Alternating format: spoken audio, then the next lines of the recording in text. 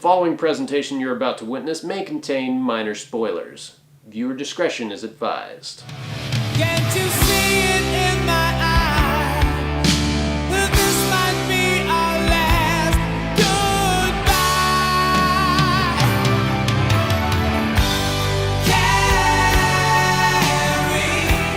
Carrie. The original Carrie, directed by Brian De Palma, was released in 1976 and was the first ever film adaptation of a Stephen King story. The movie starred Sissy Spacek in a role that earned her an Oscar nomination as Carrie White, a troubled high school girl who discovers she has telekinetic gifts unbeknownst to her school that ridicules her and her crazed religious mother who damns her. The film went on to become both a critical and box office sensation, and after 37 years, it's still regarded as a horror classic, mostly for featuring one of the most shocking climaxes ever put on celluloid.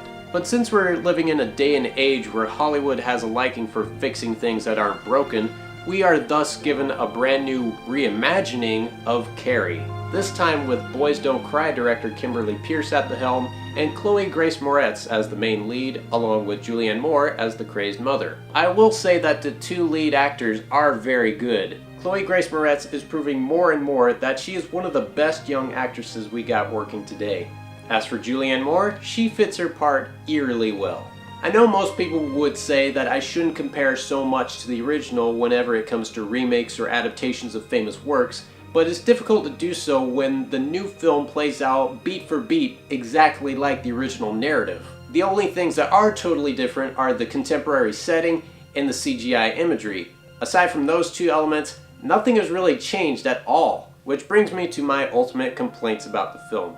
For starters, the mother in the original was played by Piper Laurie, and while some might call her performance over the top, for me her approach to the part made more sense than in the new one. Mainly for the fact that even though she treats her daughter just as badly as the bullies at school, there's still those moments of genuine love for her daughter, which makes sense for us why Carrie would keep coming back to that house. In the new one, she is completely off her rocker to the point of banging her head against the wall and clawing her skin out till it bleeds. I mean, she is so crazy that I am amazed that the authorities didn't come by sooner to take Carrie away from such an unstable lady. Don't you call me lady! And finally, Carrie's telekinetic powers. To me, I thought they went a tad bit overboard with the effects, that it loses its grip on the story they're trying to retell, and therefore becomes a very poor excuse to one-up the Final Destination movies. It's an unsubtle and unevenly paced movie that relies so heavily on the original film